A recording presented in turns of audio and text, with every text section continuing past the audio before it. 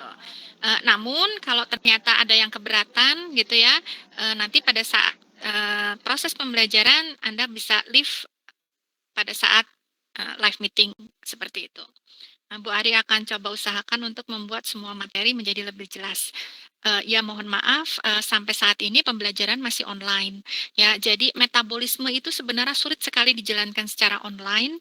Nah, kemudian bioteknologi itu sebenarnya tidak begitu sesulit metabolisme, ya pelajarannya. Tapi bioteknologi itu membutuhkan pertama adalah passion. Passion itu semangat. Ya, semangat untuk menggali lebih dalam. Karena yang namanya bioteknologi, teknologinya itu sendiri adalah sesuatu yang berkembang gitu ya, yang terus berkembang. Sedangkan bio itu sendiri hingga saat ini kalau kita belajar manusia itu juga tidak tuntas ilmunya gitu ya. Anda kemarin belajar biokimia metabolisme itu adalah sedikit gitu ya dari sesuatu yang disebut manusia atau makhluk hidup. Ya, nah, bioteknologi itu ibaratnya the sky is the limit ya. Ya mohon maaf tadi Bu Ari tadi banyak ngomong bahasa Inggris karena pada saat yang bersamaan Bu Ari ngajarnya biochemistry. Jadi suka jadi my mind gitu otaknya itu disetting ke in English gitu ya. Jadi kalau kita bisa pindah nanti itu akan lebih baik jadi bisa lebih fokus gitu. Kedua, Bu Ari tahu hari Senin jam 7 pagi itu mungkin paling malas untuk bangun gitu ya. Namun Anda harus semangat. Kenapa? Bu Ari aja semangat ya. Bu Ari itu usianya 51 apa mau 52 nih lupa deh silakan dihitung ya kalau tahun 69 gitu. Jadi Anda yang muda itu ya jangan tiduran terus. Anda harus lebih semangat gitu ya. Supaya pada masa pandemik ini banyak sekali yang bisa Anda ambil tanpa harus kemana-mana. Jadi gunakan kesempatan itu sebaik-baiknya. Jangan digunakan kesempatan untuk di rumah saja, bete, gabut, terus nggak tahu apa yang dikerjakan, dan semuanya kemudian menjadi malas. Jangan. Kalau Anda punya masalah seperti itu, Anda harus konsultasi dengan guru tim konseling, supaya Anda semangat. Apalagi Anda akan segera masuk untuk tugas akhir dan segera masuk untuk bekerja. Jadi gunakan kesempatan ini tidak kemana-mana, tapi bisa di mana-mana, gitu ya. Mulai sepagi mungkin, gitu. Baik, oh ya, mohon maaf kedua, ternyata jadwal antara bioteknologi A dan bioteknologi B itu digabung jadi satu pada hari yang sama dan jam yang sama. Jadi pada saat live meeting, Bu Ari akan lakukan bersama-sama. Namun jika ada pertanyaan, Anda silakan untuk posting di grup masing-masing. Jadi tidak dicampur jadi satu. Yang ketiga, penyelenggaraan pembelajaran semester ini diwajibkan pakai LDRU. Walaupun sekarang LDRU-nya itu crash gitu ya, karena semua geruduk. Jadi mungkin beberapa ada yang slow. Nah, nanti Anda sampaikan saja. Misalnya hari ini karena LDRU-nya itu lambat sekali, maka yang tidak bisa hadir tidak bisa mengisi daftar hadir di LDRU, Bu Ari kasih kesempatan untuk mengisi lewat form. Jadi nanti yang sudah hadir tapi belum mengisi di attendance-nya LDRU, nanti Bu Ari akan isikan sendiri. Seperti itu ya. Kemudian materi. Nah, materi itu juga sudah Bu Ari taruh di LDRU yang mungkin sekarang belum bisa diakses ya, tapi sudah ditaruh dari pertemuan 1 sampai pertemuan 7. Jadi nanti silahkan untuk dicermati materi yang ada gitu ya. Anda bisa belajar lebih jauh lagi dengan menggali lebih dalam berbasis materi-materi yang diberikan. Sengaja nanti ditaruh di awal supaya Anda bisa persiapan. Jadi kalau Senin pagi jam 7 misalnya Anda kebetulan sholat, itu jangan tidur lagi ya gitu. Tapi Anda belajar untuk kuliah jam 7 pagi. Minta tolong kepada orang di rumah gitu untuk memberi kesempatan sesaat supaya bisa belajar. Karena Bu Ari yakin kalau kita punya kebiasaan morning style gitu ya, morning habit, bangun tidur itu lebih segar daripada siang gitu ya. Kebetulan ini dikasih pagi. Jadi gunakan sebaik mungkin. Kemudian sebentar, Bu Ari akan posting materi yang tidak bisa diakses di Eldiru, nanti segera Ibu Ari posting di grup sehingga Anda bisa melihat gitu. Nah, yang pertama ini adalah RPS bioteknologi ya. Sudah. Nah, ini RPS bioteknologi ya, sesuai dengan kurikulum yang baru gitu. Jadi penyampaiannya segini, CPL, capaian pembelajaran lulusan prodi yang dibebankan pada mata kuliah, ini Anda bisa lihat di sini. Untuk dosennya, kelas A ini dengan Bu Ari dan Bu Puji, Bu Ari dan Pak Amin, sedangkan kelas B itu Bu Ari dan Bu Puji gitu. Nah, beliau-beliau itu nanti yang akan mengajar setelah UTS. Praktikum bioteknologi diselenggarakan di awal semester ya. Minggu depan sudah mulai asistensi, minggu ketiga kita sudah mulai untuk praktikum bioteknologi ya. Jadi sudah selesai liburannya, Anda fokus kembali pada pengembangan keilmuan. Baik, sub CPMK yang dibebankan itu ada 10, nanti silahkan dibaca, bahan kajiannya itu ada 6, lalu kemudian ada pustaka utama, nanti akan ditambah lagi pustakanya, Anda bisa lihat di paling belakang. Ya, di sini tertulis kelas A itu Bu Ari dan Pak Amin, nanti kelas B itu Bu Ari dan Bu Puji. Nah, mata kuliah prasyaratnya tentu saja adalah metabolisme. Namun kemarin mohon maaf ya karena online gitu, Bu Ari pasti nangkep nih ada beberapa yang belum paham untuk metabolisme. Nah, Anda pelajari lebih lanjut ya, gitu, belajar sendiri, mandiri. Baik, di sini pada pertemuan pertama ini Bu Ari akan menjelaskan mengenai rencana pembelajaran sampai nanti komponen dan bobot penilaian.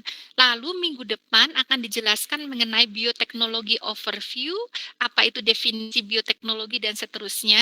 Lalu ada mikrobiologi industri, teknologi fermentasi, isolasi DNA, teknologi DNA rekombinan, lalu aplikasi enzim pada proses bioteknologi. Ya, nanti yang isolasi DNA, teknologi nanti kita akan lakukan pada saat praktikum bioteknologi. Nah, setelah UTS maka lebih difokuskan pada aplikasi bioteknologi. Ya, ini yang mungkin kita menggunakan metode pembelajaran project based learning. Jadi nanti setelah Anda tahu teori-teori dasarnya, Anda akan dibagi menjadi kelompok untuk menyusun proyek.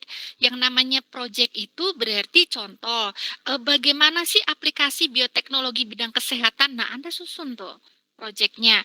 Aplikasi bioteknologi bidang energi, bidang pangan, bidang pertanian, nah itu Anda susun proyeknya.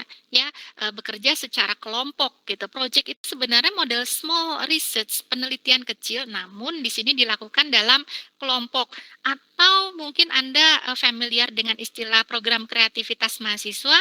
Nah, itu contoh dari project base. Baik. Untuk metode pembelajarannya, kemudian di sini referensinya, ada beberapa referensi yang sudah disampaikan, misalnya referensi aplikasi bioteknologi bidang energi, bidang pangan, bidang agriculture, namun itu tidak terbatas di situ. Anda silahkan untuk mencari referensi lainnya.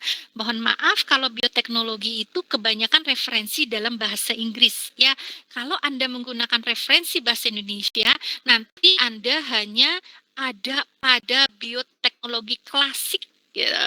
Teknologi klasik itu apa? Tempe, tape, kecap ya. Tidak begitu ya. Kita harus bisa membuka wawasan sehingga berpikir untuk teknologi bioteknologi yang modern seperti itu. Karena ternyata di Indonesia sendiri untuk penulisan artikel justru dianjurkan menulis dalam bahasa Inggris. Jadi bukan berarti yang namanya bioteknologi modern itu semuanya dari luar negeri, tidak gitu. Namun memang ada yang bahasa dari peneliti Indonesia namun tetap dituliskan dalam bahasa Inggris gitu. Nah, kemudian untuk penilaiannya, baik, untuk ujian tengah semester nanti nilainya 15%, untuk ujian akhir semester itu juga 15%, project based learning itu banyak karena itu adalah ketentuannya. Jadi kalau case based learning metodenya atau project based learning metodenya, maka komponen penilaiannya itu 50% dari 2 jenis metode tersebut. Lalu tentu saja ada kuis, tetap ada kuis supaya membantu Anda bisa lebih memahami pelajaran. Bu Ari tidak minta Anda membuka video ya, walaupun Bu Ari tuh pingin banget gitu Anda membuka video itu sebenarnya supaya Anda itu ya punya niatan saya belajar duduk gitu ya, jangan sambil tiduran gitu. Nanti jam 7 itu bukan berarti Anda belum mandi ya. Jadi Anda sudah siap untuk belajar, Anda duduk siap belajar. Membuka video itu sebenarnya adalah psikologis orang untuk tampil rapih di depan. Untuk bisa tampil rapi tentu saja Anda ada di suatu tempat yang memang untuk belajar, Anda sudah siap untuk belajar. Itu psikologisnya. Namun kalau misalnya Anda tutup video, maka Anda pasti sebentar leyehan, sebentar dengerin yang lain, sebentar makan, sebentar ngerjain yang lain. Buyar. Ya, itu sebabnya ada mahasiswa yang memberikan komentar belajar online itu membuat tidak fokus. 2, membuat tidak paham materinya. Nah, nanti kembali pada saat lagi belajar bagaimana posisinya gitu ya. Jadi Anda itu harus semangat untuk belajar dan siap sehingga materi-materinya itu tetap bisa dipahami. Nah, kalaupun tidak bisa dipahami silahkan bertanya, jangan diam aja ya. Jadi kalau Anda dengerin pelajaran sambil tiduran, ada yang nggak paham, lupa, ya sudah gitu ya. Jangan seperti itu. Gunakan kesempatan semester 6, ini Anda semester 6 ya, gunakan kesempatan Anda belajar semester 6 selesai dengan nilai sebaik-baiknya. Karena setelah itu semester 7 dan 8 kita tidak berpikir lagi mata kuliah, tapi sudah mulai masuk pada tugas akhir. Nah, bentuk soal UTS dan UAS nanti kita kasih soal pilihan jawaban yang tepat dan soal sebab akibat. Dan nilai PAP-nya sesuai dengan ketetapan rektor. Itu yang bisa diberikan mengenai rencana pembelajaran mata kuliah. Gitu. Kemudian yang kedua, Bu Ari mau sebentar.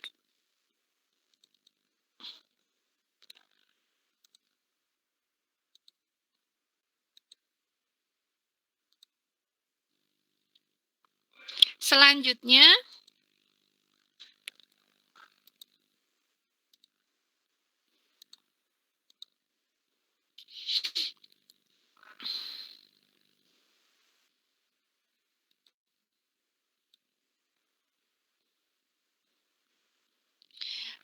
baiklah selanjutnya, ini masih jalan.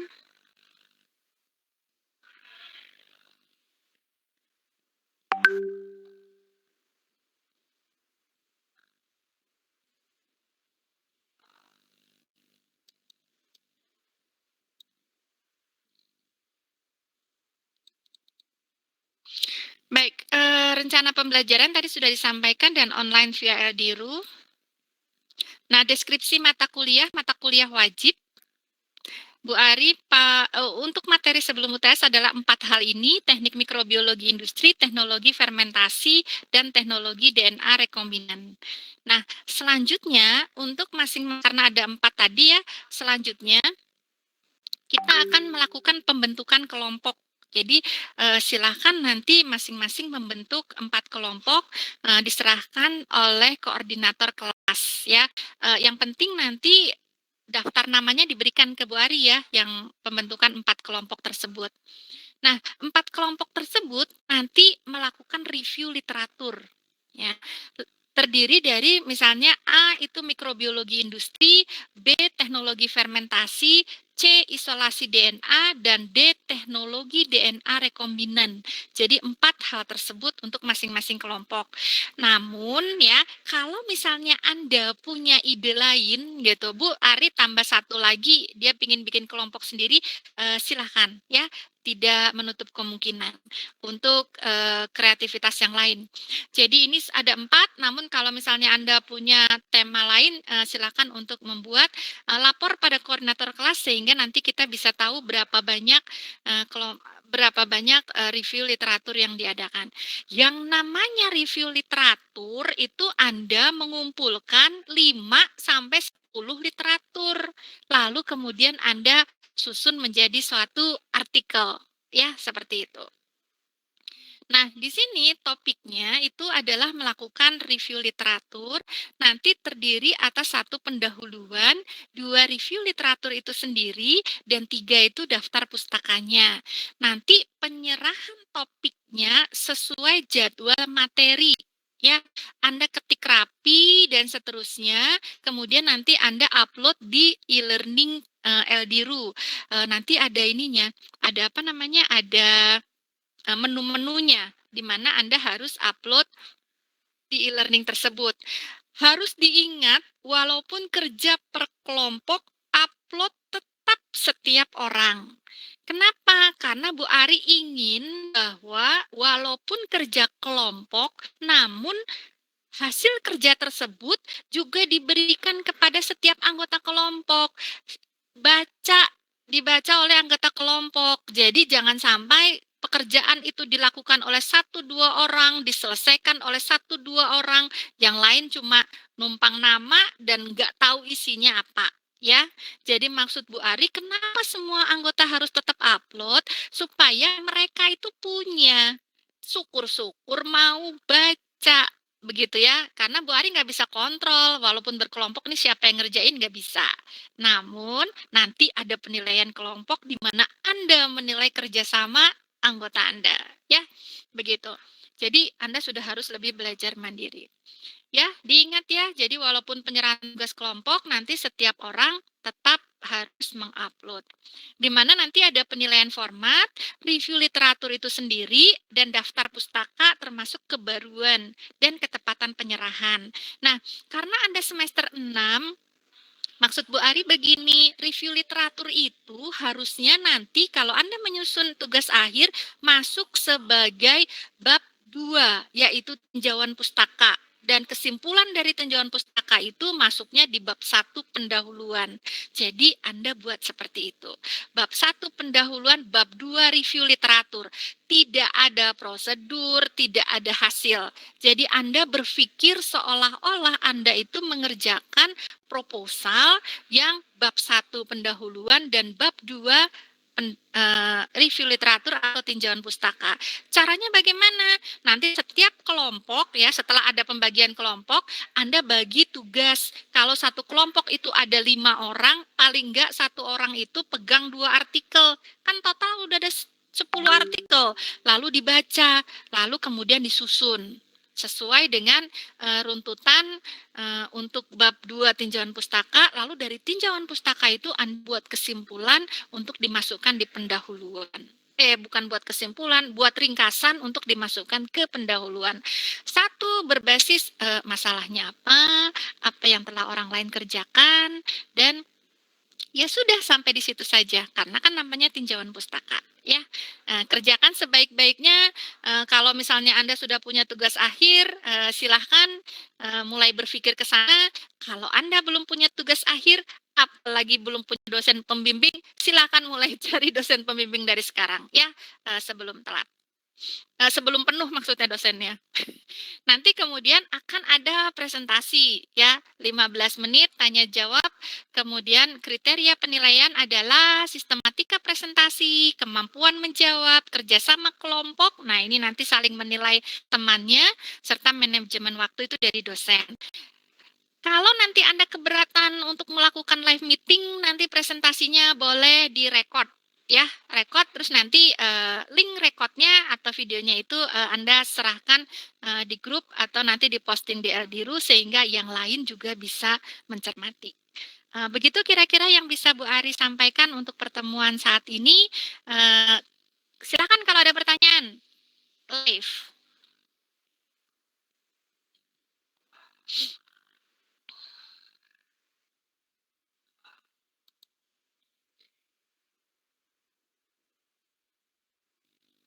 Ada pertanyaan? Yang mau pertanyaan live?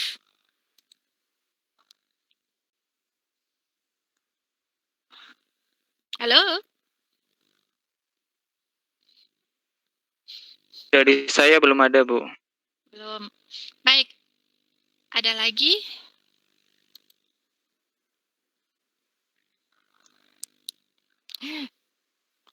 Sudah cukup jelas? Jelas, Mengenai Bu. tugasnya, ya, mengenai tugasnya, ya. Selanjutnya jika sudah, maka Bu Ari akhiri untuk live meetingnya. Kita kembali ke WA Group untuk pembentukan kelompok. Terima kasih. Assalamualaikum warahmatullahi wabarakatuh. Waalaikumsalam warahmatullahi wabarakatuh. Terima kasih, Bu. Terima kasih, Ibu.